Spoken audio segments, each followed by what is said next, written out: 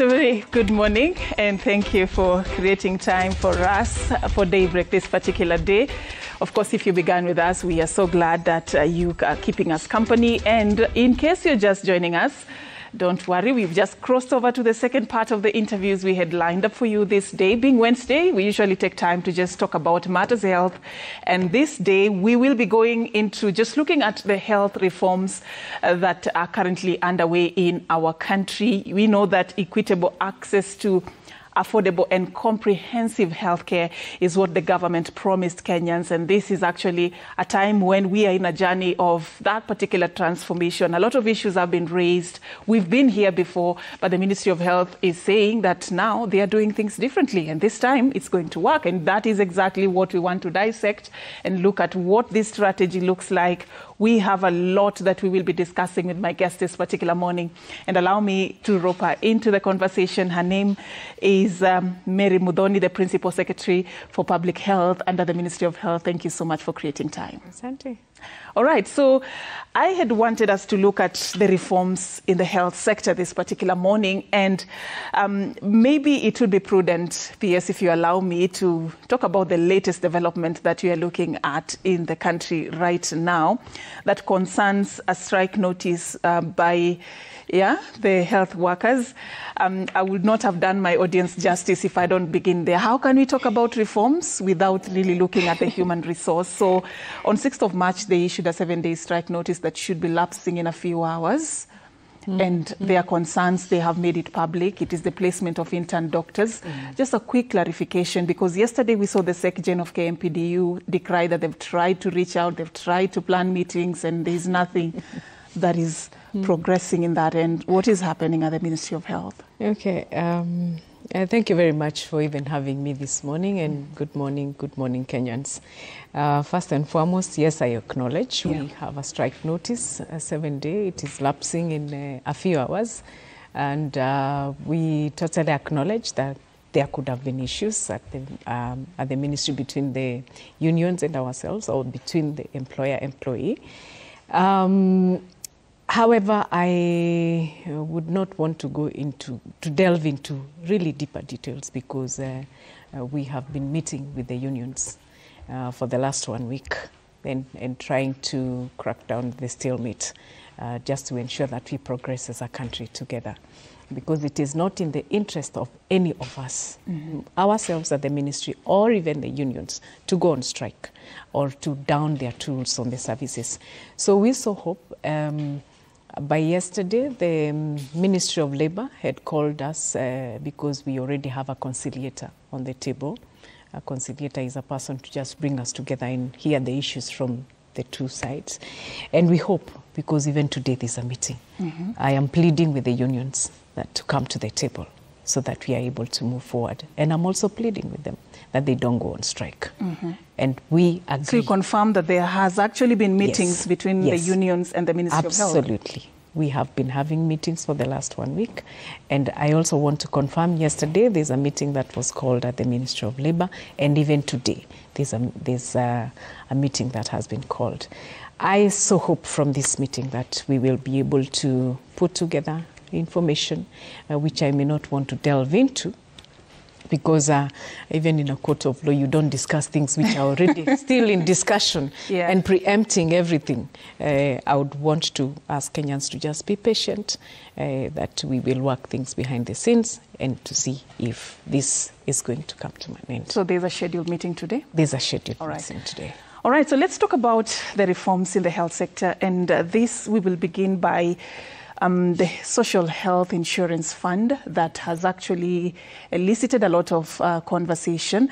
And as at last week, there was the planned gazettement of the regulations that will sort of like pave the way forward. Correct me if I'm wrong, but the regulations have been gazetted already? Yes, the publication has been done, but I will not do justice if we don't start our conversation away from what is universal health coverage.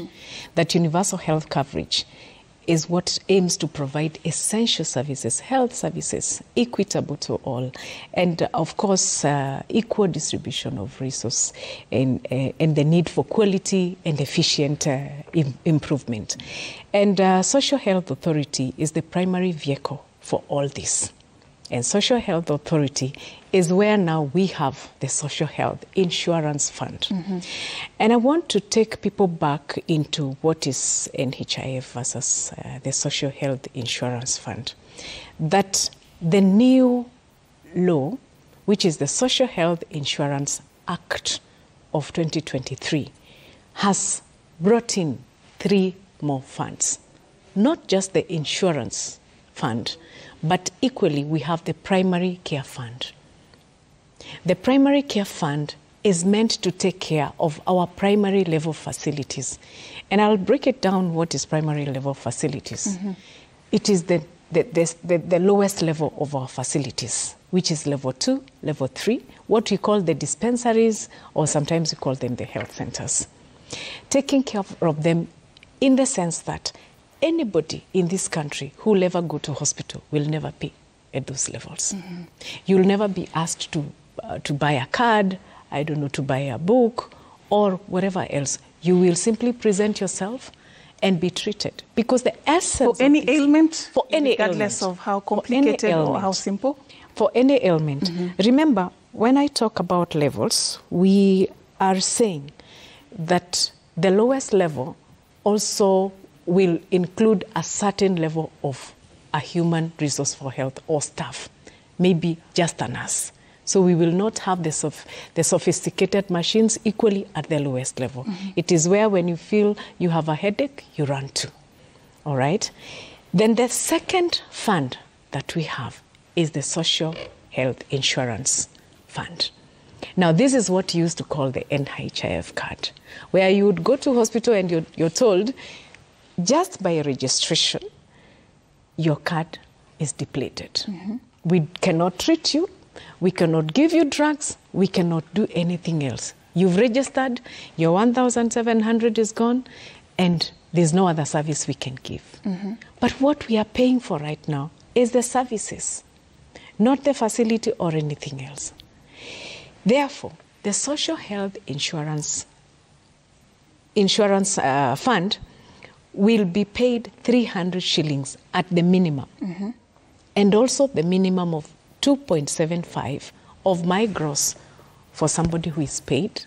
For anybody who is not in employment and you're out there, we also have a means testing tool that can tell whether you can afford or you may not afford. Because you can not be on payroll, but you have a source of income. In fact, some of them earn more than myself. And if we inject now the 2.75, we will be at par in terms of payment. If you earn maybe in the informal sector, say 1 million shillings per month, and we put 2.75 of that 1 million shillings, then that is put in the kitty to take care of our social health insurance. If you do not afford, because the government has ways and means, we have a means testing tool which will tell if you're an indigent or a vulnerable person in the society. We have ways of getting to know that. And even you, if you walk into the village today and you ask a few questions, you can tell for sure this one cannot afford even a 50 bob. If we verify that you are vulnerable or an indigent, then you don't pay. All right. The government pays for you. Let me just I'm not done. Let me just because I need to tell you about the third fund. Before you go to the third fund, still on the second fund, Madam PS, yes. 2.75%. You've said the minimum is 300 shillings, but you're using 2.75% for the other cadres. Yes. Do we have a cap that says you can't go beyond this particular? Because there was a conversation around whether we are going to have a cap or not. No. We do not have a capping. Our capping is the 2.75, that nobody is paying different. We don't have any capping whether you earn 3 million or 10 million, you will pay 2.75 of. So that means high income earners will have to pay more. Definitely, because I also have a range of people around me who depend on me. And instead of me going back to the pocket every now and then to send money to the village, to send money to everybody else, or to come for your harambe because you're going to India or going elsewhere, I would rather put my harambe money in the 2.75 and then everybody else will be taken care of. As you respond to Ma'am, that, nobody in this country will ever be sent back home because they do not have money. as you respond to that, PS, I wanted to talk to that Kenyan who say earns 500,000 and they used to pay 1,700. With your calculation of 2.75, they now have to pay around 13,000 thereabout, which is like more than even 5 times what they used to pay initially. Talk to them for them to understand why this is necessary, why this increase in terms of deductions. Remember, what we are creating is an equitable pay for everybody in the country and a balanced way for our social health insurance. If I calculate how much money I use in a month, in harambes and everything else, even for medication, for both, even my own parents who are aging, it is more than. But if I am able to pay that 13,000 or 10,000 or 7,000 because I'm salaried, then I'm able to cater for more things, more pressing needs that I have on the table that will not depress me when I'm working. So it is a way of easing the burden to all of us, because quality healthcare is about, and equitable healthcare is about providing same way and similar provision of quality healthcare to everybody without discrimination. Please remember that one, without discrimination, because even it's entrenched in our institution that the government should offer quality, affordable healthcare. And this is what we are trying to run into. Available, affordable, and accessible quality healthcare. All right. Allow me to just continue, because I really need to break it down so that we are in sync. And this is the difference I was given between the former NHIF and the current now. Remember, NHIF was just one. Today, we have the primary care fund, we have the social health insurance fund, and we have the chronic emergency and the chronic emergency fund, which we will now plow into. That if you go with a long-term ailment or something, or an emergency, you will not be taken back because you do not have a card or thereabout. You will already have been taken care of in level 1, 2, and 3. So at the referral system, we will plow into the chronic and emergency fund to treat you. Remember, every other day, a cancer patient today, a normal treatment for cancer, about 6 sessions, is 150 in some hospitals. All right? NHIF can only cover for 100,000.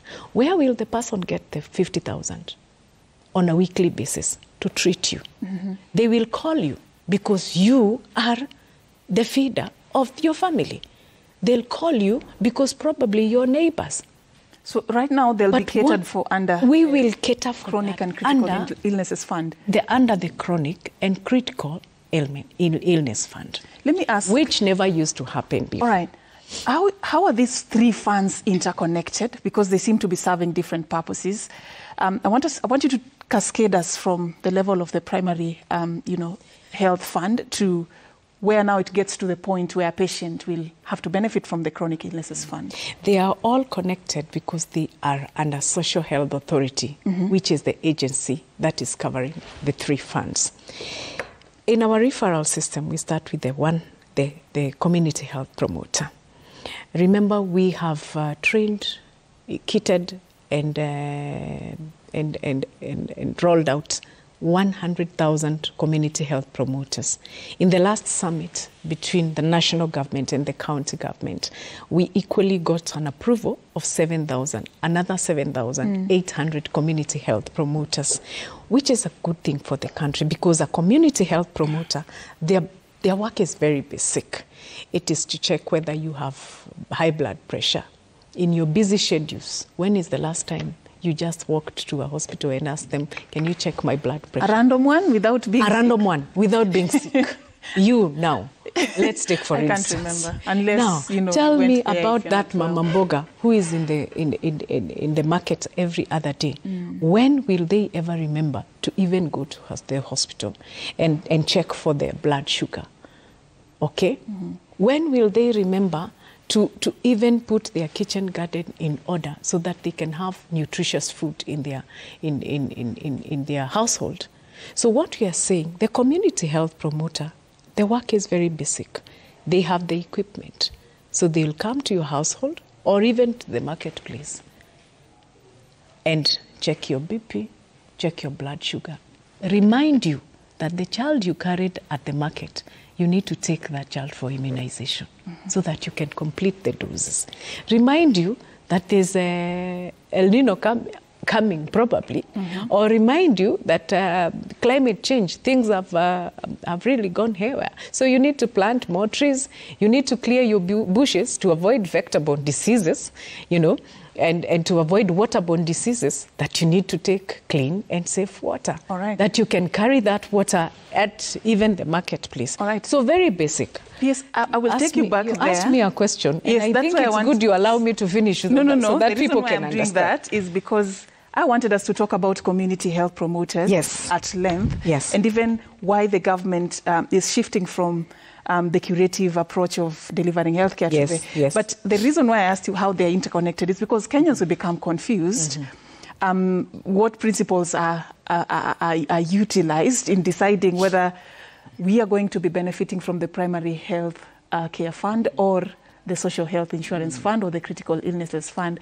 At what stage does the patient get cascaded to the next level of the fund that they're supposed to be benefiting from? That was my question, P.S. So if a community health promoter has dealt with you, for instance, and has discovered this an anomaly, then they will call immediately the community health assistant or a nurse who is at the lowest level of the primary level hospitals, which is the health centers and the dispensaries. So the nurse will either come to where the community health promoter is, or you refer the person, because again, you may just be one or two, and you may not go to all the households. Therefore, the best thing is to refer that person, but call in advance. Remember, we have given them we have released 110 smartphones that they will be using to call the health facilities and tell them there's an issue in my area. One community health... Now, this is beyond what they can deal with at the local level. Exactly. One community health promoter is dealing with 100 households. In Kenya, a normal household on average has about 5 people. So that means about 500 people that you're dealing with in a month.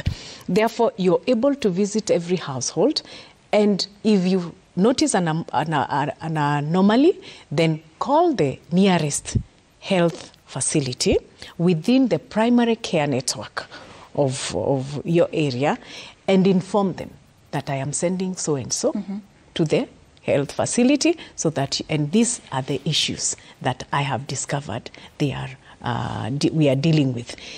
If the nurse at that point may not be able to take care of this disease or whatever issue that is there, then she or he will be able to refer the person to level 3, where they may find a clinical officer or a staff of a higher level who can be able to diagnose properly. And if they may not be able to treat, then they refer to level 4 or level 5 or level 6. At level 6 and level 5, that is where you have more professional, higher professionals like maybe neurosurgeons, people who have specialized. So this is for complicated people who have specialized. And again, at the same time, that is also where you find more sophisticated equipment to diagnose somebody. Maybe if you have cancer, maybe you just felt you have a headache at level 2, but you have been referred up to level 5, then we are able to we are able to ensure that the equipments at that level are able to detect or diagnose you for whatever disease that you are suffering from. I want to take you back a little. As a ministry, we have done an assessment of all the levels in the country, close to 15,000 facilities. In the whole country, we have about 15,000. And this includes public, private, and religious-based. And why we did that, it is because we really want to know the gaps. What are the gaps in terms of human resource? What are the gaps in terms of equipment? And what are the gaps in terms of infrastructure? Human resource, this as a level where we need specialization. I've talked about of a neurosurgeon, I'm talking about a gynecologist. So there's a level that you must have that kind of a doctor. Then in terms of equipment, if you go to our hospitals today, we have sometimes very archaic equipment. When the world is rolling over to sophisticated equipment that detect diseases and within a day, sometimes some places we and moving into still, AI. Yes, well? we are still at that level. We want to give you a month so that we can give you your results. And also infrastructure. If you move into some of the hospitals today, you'll find even where women give birth, it's an open space. You know, in dignifying the woman, you know. So it is important to improve on our infrastructure. Even when a mother is breastfeeding, there's need to also have that structure where a mother will feel that I am decently treated. Right. But I want to thank... after having... the collaboration... After having looked at that picture on the ground and the gravity of the situation, as we go into this journey of reforms, what is being done to make sure that you change the narrative in terms of staffing, in terms of the equipment that is needed, and even the infrastructure? First and foremost, I always say where there's no structure and plan, you're bound to fail. So the first thing was to put the laws in place. That was the first reform that we had to do, because without the laws and the guidelines, so what are we going to follow? And I want to thank the collaboration with the counties, because this is what is making it a success, especially with the community health promoters. Remember, we are paying half of the stipend that is meant to be given to the community health promoter, and the county governments are paying half of the stipend. Therefore, this collaboration through the intergovernmental agreement is really helping us to bolster into other levels. Number two, I talked about the assessment of all the levels that we did. We already have, or we already know the gaps. We are doing the costing, so that we can also know as a government or the county governments, how much is it going to cost us to fill in the gaps in terms of human resource that we have on the ground? How much is it going to cost the government to fill in terms of equipment that is required? If we want to equip a certain health facility, how much? To the exact... So we are still at the costing stage? We already have moved and rolled away from that. Okay. But remember, you don't wake up one day and you say, I'm going to the shop to buy this equipment. So after costing, we also have another process to ensure that we budget for the same. Right. And once it is budgeted for and approved, then we move into implementation. All right. Let me take you back to something critical that, we are also looking at the change of strategy in terms of delivering healthcare, moving from the curative approach, which we have had was the way of doing business before, to the preventive approach of it. Why is this important? If you can talk about it in terms of the economies, in terms of the health outcomes for the patients themselves, why is this the direction that you feel is important for the country to take now? Really, the move from curative to more preventive and promotive is a game changer in this country. If you go to our health facilities today, or even the hospitals, the long queues that are there, and sometimes it's basically because you have probably a flu. Sometimes maybe it's because you have cholera, you have malaria. All these diseases are preventable. If you sleep under a net, If you clear your bushes, you're not going to get malaria, probably.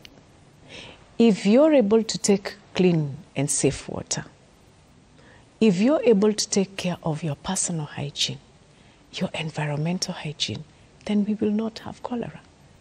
And if we can do this at home, why would I be seen in the hospital? Now, look at the long-term ailments and diseases that we have. Even diseases like cancer, they are preventable. We need to go for screening early. We need to detect it early. Because stage 1, stage 2 of cancer, and I think stage 3A of cancer is reversible. Mm-hmm. And so if we are able to do this early, then we can be able to prevent the many ailments that we have. Look at climate change issues, which are directly or indirectly connected to health. So health and climate are joined at the hip. That when there's a lot of extremes in terms of weather, whether it is the rain or the sun, it is a problem. Because even the soil, during the rains, when the soil is eroded, then we don't have the right to grow the nutritious foods that we have always grown. Then malnutrition comes into our households. All right. Then it becomes a problem. Yeah. Look at diseases like polio. Why would a child get polio? When they did not complete the doses. Therefore, even in terms of planning, as a country, we will lower the budgets of health issues to a drastic change if we move from more curative to preventive approach. Preventive. You've talked about cancer, and I want us to understand how the role the community health promoter is going to play is going to really help us. For example, an ailment such as cancer. Because I want to understand at their level, the challenge has always been you go to hospital for several years, you're treated for whatever disease that nobody even knows about, only for you to come to Nairobi or whatever big city several years later to be told you are stage 4. So I want you to connect the role the community health promoter is going to play with helping us address cases such as what I've cited. One, this may not actually be more of the community health promoter, because most cases of cancer, including one of my family members, they die of misdiagnosis at the early stage.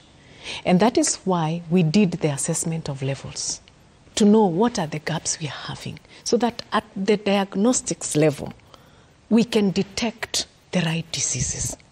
But equally, it is also a time that we need to go more into training of human resources so that we can get the right human resources with the right attitude to also be, to go out there and encouraging them to just do the right thing.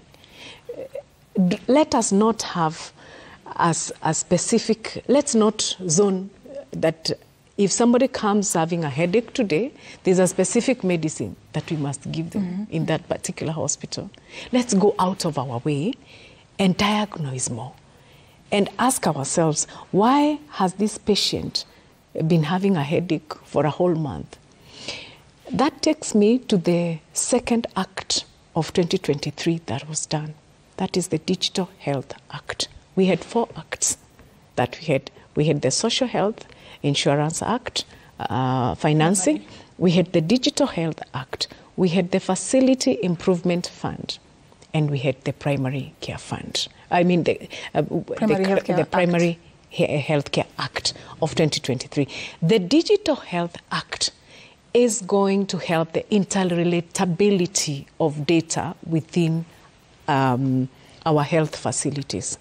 When I was growing up, I grew up at a time where we used to have the quota exercise book, where the doctor or a practitioner would write all your problems in one quota exercise book. And because we were many in our family, my mother used to have like a heap of them, which she would never lose. But with the Digital Health Act, then we scanned all that. And we are able to tell from the word go from the primary care facility up to the referral facility, where how you have been, who has treated you, how you've been treated, and what you have been treated for. Because we are looking for quality in terms of treatment. Should you have a problem, then we can refer back on who made the mistake. All right. Therefore, because of time, I'll move a bit faster. So under this new dispensation, PS, does it mean that when a patient is sick, you can't just walk to any facility because of how the facilities are now going to be connected? So if I have a headache, what will determine where I go? It would be important to go to the lowest level of the facility. That is where it starts. That is level 2. That is where it starts. If you have not already come across the community health promoter, then it would be important you go to the lowest level of the facility. Remember, community health promoters are just people to do first aid, okay? First aid, and then they refer you to a skilled person. So they are not doing the work of a doctor at all. And even on the issue of cancer, their only thing that they can do is to encourage people to go for screening. There's nothing else that they can do. And also advise you on in terms of feeding habits, because most of the diseases that we have today is because of lifestyle. Therefore, to minimize that, the community health promoter has the mandate to go all out and explain to you why you need to eat more vitamins, why you need to avoid a lot of oils. Therefore, if anybody gets sick today, the advice would be go to the lowest level and get referred, so that you don't go to a referral hospital. You spend the whole day waiting. Will they refer you back to the lower level hospitals? If you go, assuming I go to a level 6 hospital and they say they see my case and they feel like this shouldn't have come this far, do they now refer me back, or how will it be? It would be important to be seen at the lowest level. Okay. However, in some of the referral hospitals, remember, they also have some primary care sort of admission. In some private hospitals, they have the referral section, and they also have the primary care. So it depends. But should you get sick today, it would be important. God forbid, I hope not. And please don't get sick. Please.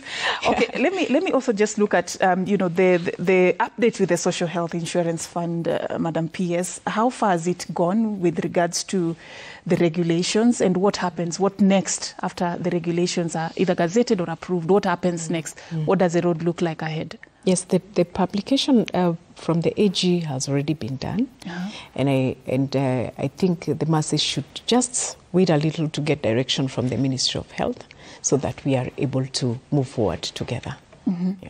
All right. So there was recently quite a debate around when the deductions will start and when services will start. Initially, we had the CS say that deductions will start end of this month or this month, if I'm not wrong, and services will commence in July. And Kenyans are asking, why should I start paying for services that I'm not receiving yet? Yeah, I think those guidelines will be given very clearly, and we shall issue a statement around that, so that we also don't keep conflicting on the issues. And because my boss has already pronounced herself, it would be important to give the ministry the mandate, so that they communicate officially on what will be next. But remember, what I should tell you is there's going to be registration which may take about 3 months. And even after registration, the date of the registration, we will still have many children being born. Therefore, registration is going to be continuous, and especially with and there are those that will still be turning 7 years, where they need to take their biometric.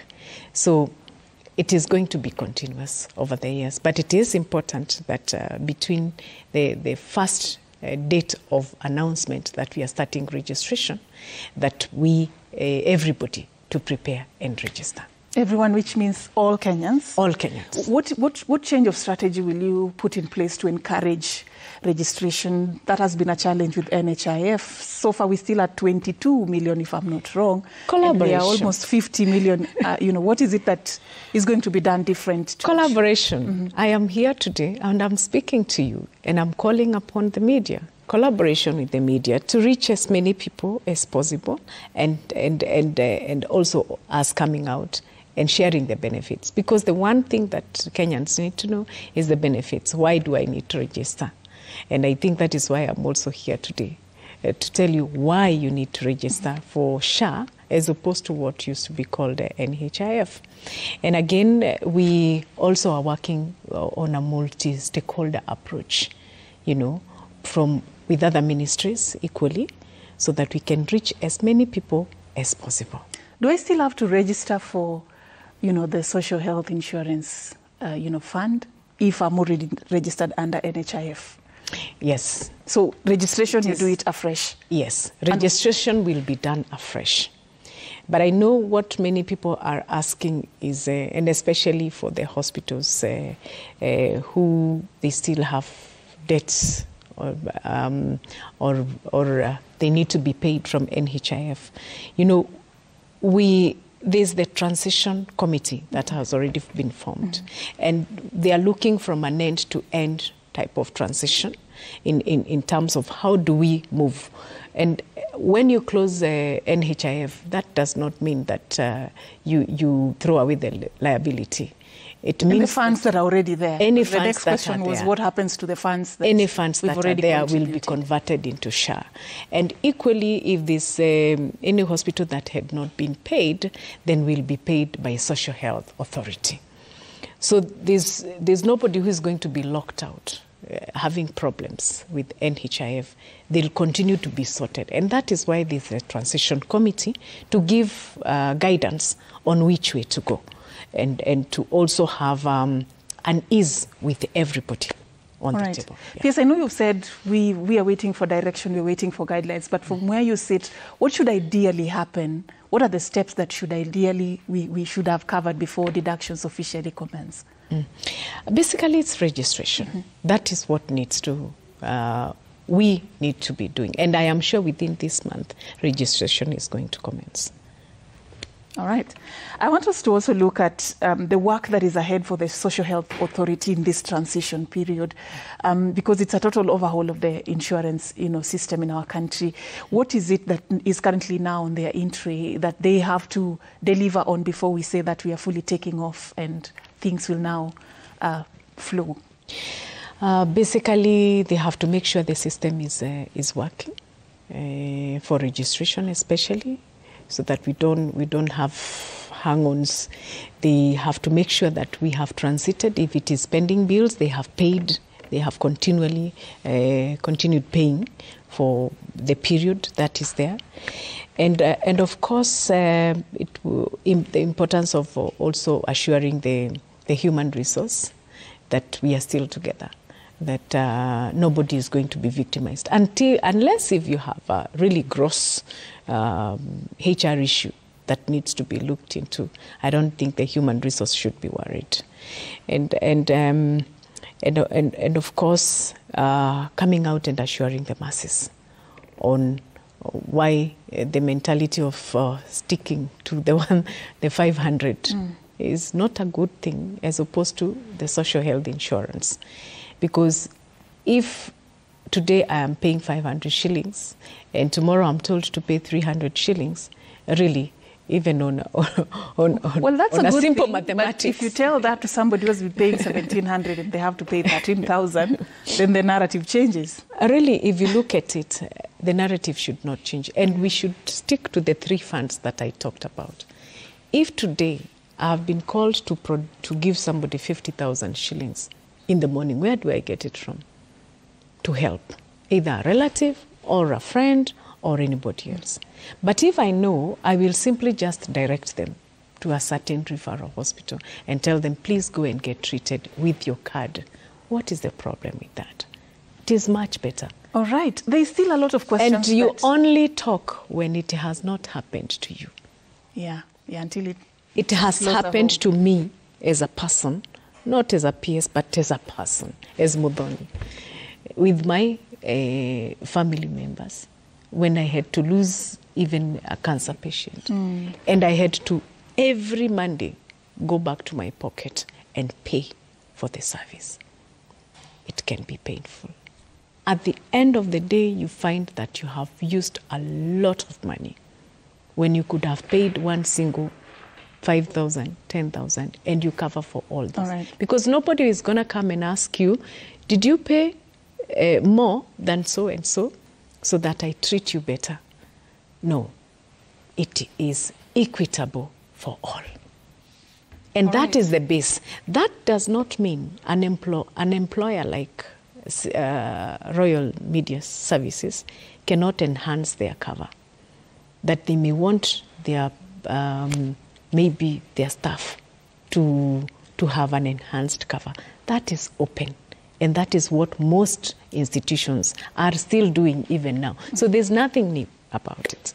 All right, as we close this conversation, because I know there's still a lot that Kenyans will still want to ask, just to understand this new journey that you're taking as a country. Is there anything that you're doing to sort of like create awareness or address the issues that are emerging? Of public health? Yes. Oh, thank you. I think you've come to my forte. I really want to say that the move from curative to preventive and promotive is very deliberate. And as a department, what we have done is to plan for a public health day where every month we have a day that everybody comes out with customized activities that we can all do together. That you as a person, it is a culture, even if you see water on the floor and you think this is going to be a hazard for all of us, then you can take a mop and clear it. And we are dealing with 3 areas: personal hygiene, environmental hygiene, and water. And you ask me why this. Personal hygiene, even on a normal circumstances. Look at the girls going to school and who are in their periods, and maybe they are not aware of why they need to have a clean pad. Okay, they can get infections. Look at a mere thing like cleaning of our hands, which we used to be really very religious to during COVID. What happened? The whole country, people dropped the ball. If you walk into our airports today, we have the water there, but it has gained dust over the years, and nobody is talking about it. So can we go back to these habits of personal hygiene? So this will be happening monthly? Monthly. Every month. Is there like a specific day or not yet? We are going to announce which day. All right. We are going to announce which day, and we are going to launch soon. Then the second part is on environmental health. When some communities do not see the need of using latrines or toilets. So we are still having flying toilets, left, right, and center. But the same feces or the same dirt is the one that draws into the rivers, and we take the same water in the city probably. All right. So at the end of the day, it creates a lot of public health issues and diseases. Thank you so much. Waterborne diseases, yes. Vector-borne diseases, and water. If you have not taken a glass of water today, after this, make sure you take a glass of water. Thank you so much. Clean and safe water, not just water. All right. Looking like you should be on the ground, not here. You should be on the ground. I don't know why this interview was this short. I still have knocking doors and telling Kenyans what they need to do. But thank you so much for creating time. Yes. I believe this is a conversation that we should be picking up. A lot still that we need to discuss on this journey to seek transformation in the health sector. That is Mary Mudhoni, PS Public Health and Professional Standards at the Ministry of Health, just shedding light on this journey that the country is taking, shifting from curative approach of delivering healthcare to a preventive approach of doing so. Thank you so much also for watching and for being part of this broadcast. My name is Afina Chengoma. Have a lovely day ahead. Please run and